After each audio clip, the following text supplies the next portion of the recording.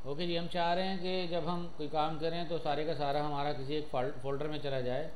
तो मैं D drive में जाऊंगा, अपने आप को स्विच कराया मैंने सिस्टम में डी ड्राइव पे, और डी ड्राइव पे जाने के बाद अब मैं चाह रहा हूँ कोई फ़ोल्डर क्रिएट करूँ। तो एक डायरेक्ट MD फॉर होता है, मेक डायरेक्टरी। डायरेक्टरी का नाम डी ड्राइव में मैंने डायरेक्टरी रखा पाइथन माइनस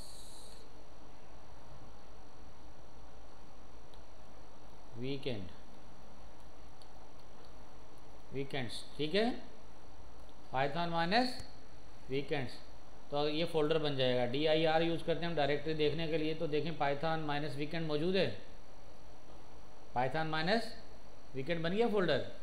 अब मैं इस फोल्डर के अंदर जाऊंगा तो कमांड लिखूंगा CDPY, पाइथन लिखूंगा, पाइथन वीकेंड्स इंटर करूंगा तो मैं इस फोल्डर के अंदर चला गया।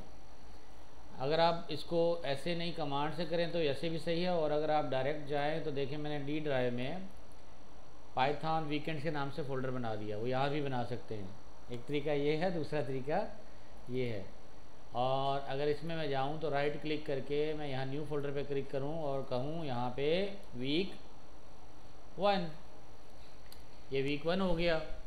अब वीक 1 यहाँ पे देखें मैंने फोल्डर पे बनाया पाइथन वीकेंड के अंदर। अब वहाँ जाके अगर मैं DIR करूँगा तो देखें यहाँ पे आ रहा है वीकेंड, DIR करें आ रहा है, वीक 1 आ रहा है। ये देखें वीक 1 आ गया ना, आप समझा। अगर मैं वहाँ राइट क्लिक करके फोल्डर से बनाऊँगा न्यू फोल्डर तब भी बन जाएगा, और यहाँ भी DIR से बन जाएगा। अब मैं CD करके वीक 1 में जा सकता हूँ। CD वीक 1 करूँगा, CD करके वीक 1 में चला गया। यहाँ पे जाके मैं लिखूँगा व्हाट जुपिटर नोटबुक। जब मैं यहाँ पे जुपिटर नोटबुक करूँगा तो जब मेरी जुपिटर नोटबुक इंस्टॉल होगी तो कहाँ पे जाएगी, वो लेके मुझे उस फोल्डर में लेके जाएगी। अभी देखें यहाँ पे वीक 1 के अंदर ये फ़ोल्डर खाली है ना, कुछ नहीं है ना, एम्प्टी फोल्डर है। लेकिन जब मैं यहाँ पे आपकी नोटबुक है, यहाँ जाके लिखूँगा new notebook Python 3 kernel, click किया, क्लिक करने के बाद ये आपकी नोटबुक बन गई। अब इस नोटबुक के अंदर मैं कमांड लिखना चाहूँ, जो भी लिखना चाहूँ बन जाएगा। ऊपर क्या लिखा हुआ है, अनटाइटल्ड। अनटाइटल्ड पे क्लिक करूँगा तो ये रीनेम फाइल का ऑप्शन देगा, और इसको मैं बोलूँगा डे 1। नाम हमेशा सिंगल वर्ड लिखना है, मल्टीपल वर्ड ना यूज़ कीजिएगा, स्पेस नहीं दीजिएगा वरना इश्यूज़ आएंगे। रीनेम कर दिया मैंने इसको। जब रीनेम कर दिया तो अब आप देखें फ़ोल्डर में जाएं, देखें यहाँ पर बन गई डे 1 डॉट IPNB बन गया वीक 1 के अंदर। वीक 1 के अंदर मैंने डे 1 की नोटबुक बना डाली। किस तरह से, यहाँ पे नोटबुक के ज़रिए। चलें जी, अब आप अगर देखें ये हमारे पास ठीक है। C ड्राइव में जब आप थे तो वहाँ पे आपने लिखना है क्या, उस फोल्डर में जाना है। किस फोल्डर में, जो आपका जुपिटर वाला है। जुपिटर वाले फ़ोल्डर में जाने के लिए आपको ड्राइव का नाम लिखना पड़ेगा और देन इंटर करेंगे, उस ड्राइव में चले जाएंगे। जैसे डी ड्राइव, ठीक है, डी ड्राइव लिखेंगे तो डी ड्राइव में चले जाएंगे। डी ड्राइव लिखने के बाद फिर आपने उसको वीक बनाना है। जैसे मैंने यहाँ पे देखें पहले MD पाइथन वीकेंड्स बनाया। वीकेंड्स बनाने के बाद फिर मैंने DIR डायरेक्टरी देखी कि डायरेक्टरी में वीकेंड बन गया है कि नहीं, तो ये आ रहा है पाइथन वीकेंड बन चुका है। फिर मैं CD कमांड के ज़रिए चेंज डायरेक्टरी करूँगा और नाम लिखूँगा उस फोल्डर का पाइथन वीकेंड्स। पाइथन वीकेंड्स लिखा तो अब मैं किस फोल्डर के अंदर आ गया, डी ड्राइव पाइथन वीकेंड्स के अंदर आ गया। उसके अंदर जाके फिर मैं एक और फोल्डर बना रहा हूँ जिसका नाम कैसे बनाऊँगा, MD करके ना। तो फिर मैंने कहा कि वहाँ राइट क्लिक करके बनाया था, मैंने राइट क्लिक करके वीक 1 बनाया था। क्या पे, यहाँ पे पाइथन वीकेंड्स के अंदर, डी ड्राइव में पाइथन वीकेंड्स के अंदर राइट क्लिक करके मैंने वीक 1 बनाया। अब वीक 1 के अंदर मैंने जाके वहाँ पे ये कमांड लिखी, कौन सी, पाइथन नोटबुक। CD1 किया, CD वीक 1 में चला गया। फिर रखा पाइथन जुपिटर नोटबुक, तो जुपिटर नोटबुक में चला गया। जब जुपिटर नोटबुक में चला गया तो ये जुपिटर इंस्टॉल हो गया, इसकी सारी सक्सेसफुल लिंकेज हो गया। देन मेरे पास इसने ओपन कर दिया ये जुपिटर। अब मैं यहाँ पे जाके अनटाइटल के ऊपर क्लिक करूँगा और रीनेम कर लूँगा फाइल को डे 1। अब मेरा ये नोटबुक ओपन हो चुका है। अब यहाँ देखें, यहाँ पर नज़र आ रहा है लेफ़्ट साइड पे स्क्वायर नज़र आ रहा है, इसमें कोई चीज़ नज़र नहीं आ रही। अगर इसके अंदर मैं लिखूँगा 2+3 और शिफ्ट इंटर करूँगा तो ये स्टैटिक नज़र आएगा। स्टैटिक का मतलब ये है कि कंप्यूटेशन हो रही है, कंपाइलर चल रहा है। और कंपाइलर चलेगा और जब कंपाइलर अपना काम एग्जीक्यूट कर लेगा तो फिर मुझे आउटपुट देगा। तो इसी तरह से जैसे हम वहाँ पर कर रहे थे, यहाँ पे भी ऐसे ही कोडिंग प्रोसेसिंग होगी, तो आपके पास आउटपुट आना शुरू हो जाएंगे। तो it will take time also definite. जैसे मैंने कहा था, वहाँ पे आप सिस्टम में क्लाउड यूज़ कर रहे होते हैं और यहाँ पे आप सिस्टम, ये कह रहा है आइडल है आपका सिस्टम, तो ये मुझे बता रहा है यहाँ पे आइडल है और इस तरह से ये कंप्यूटेशन आप कर लेंगे। यहाँ पे ऐसी तरह से प्रिंट अगर लिखें, वही कमांड जो हम यहाँ लिख रहे थे हेलो, और हेलो लिखने के बाद आप इसको कोट्स में बंद करेंगे, देन क्लोज करेंगे और इंटर करेंगे।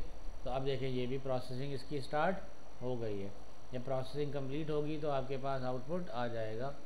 इस तरह से आपका कमांड लाइन चल रहा होता है।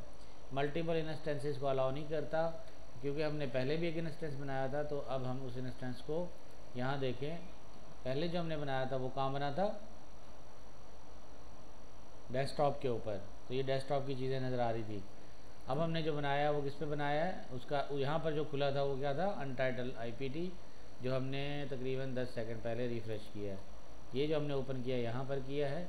हम इसको यहाँ से रिफ़्रेश भी कर सकते हैं, रीलोड कर सकते हैं कमांड। ये कमांड हमारे पास रीलोड भी होंगी। हम यहाँ से कर्नेल जो है आइडल है कंडीशन, इसको राइट क्लिक कर यहाँ कर्नेल है, इसको आप अगर देखें स्लो हो रहा है तो रीस्टार्ट भी कर सकते हैं, इंटरप्ट भी कर सकते हैं। तो ये कर्नेल का मतलब ये है कि वो सर्वर बैकएंड पे जो कंपाइलर है उसको हम कहते हैं कर्नेल। जैसे फ़ौज में कर्नेल होता है ना, तो यहाँ भी इसका जो आपका ऑपरेटिंग सिस्टम में जो ऐसा प्रोसेस होता है जो सबसे चीफ होता है, हेड होता है, उसको यहाँ कहते हैं कर्नेल। तो ये कर्नेल है। इस कर्नेल को मैं इंटरप्ट भी कर सकता हूँ, रीस्टार्ट भी कर सकता हूँ, रीस्टार्ट एंड क्लियर आउटपुट भी कर सकता हूँ। ये सारी कमांड सपोर्ट है। चेंज कर्नेल भी कर सकता हूँ, शट डाउन भी कर सकता हूँ और रिकनेक्ट टू कर्नेल भी कर सकता हूँ। अगर मैं इसको बोलूँ रीस्टार्ट कर्नेल तो ये मुझे पूछेगा, और मैं बोलूँगा रीस्टार्ट कर दो तो ये क्या करेगा, अगेन रीस्टार्ट करेगा आपकी कमांड को, और फिर आपका रिफ़्रेश हो गया ये। अब मैं इसको एग्जीक्यूट करूँ,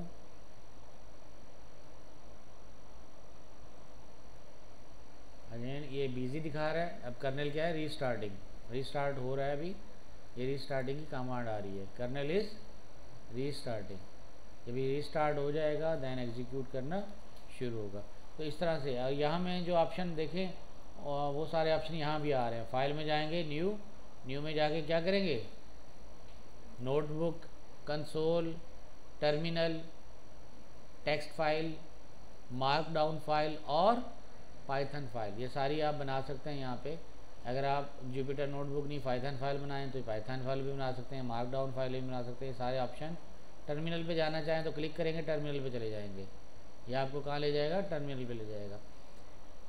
इसी तरह से जब आप सेव करना चाहें, न्यू कंसोल पे जाना चाहें, डाउनलोड करना चाहें नोटबुक को, रीनेम करना चाहें, सेव करना चाहें, ये सारे ऑप्शन, शट डाउन करना चाहें, सारे ऑप्शन यहाँ पर मौजूद हैं जो आप इंस्टॉल कर सकते हैं। ठीक है।